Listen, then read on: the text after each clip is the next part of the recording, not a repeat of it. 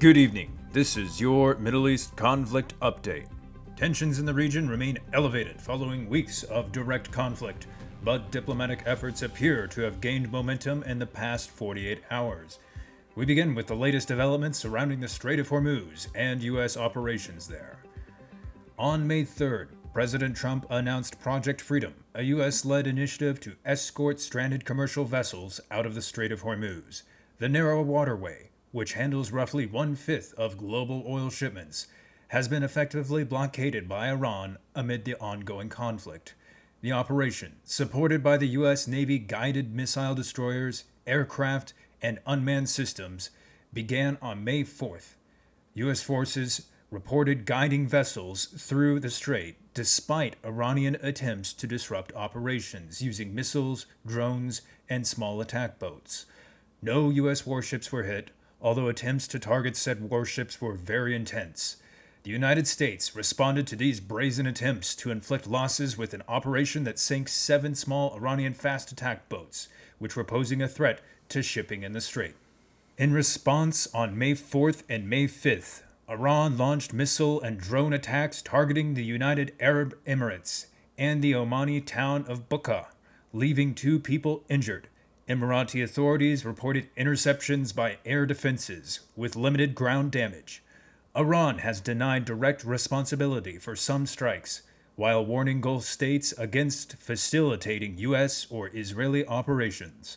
Elsewhere, Israeli forces conducted strikes in southern Lebanon and Gaza, including the first hits on Beirut suburbs since the April ceasefire. Low-level exchanges with Hezbollah elements continued despite fragile truces across multiple fronts. Yesterday, President Trump announced a temporary pause to Project Freedom, citing great progress toward a comprehensive agreement with Iran, as well as requests from countries including Pakistan. The operation has been halted for a short period. The broader U.S. naval blockade remains in effect. Administration officials, including Secretary of State Marco Rubio, have indicated that the offensive phase of operations, referred to as Operation Epic Fury, has concluded its primary objectives. Talks now focus on a formal end to hostilities and potential reopening of nuclear negotiations.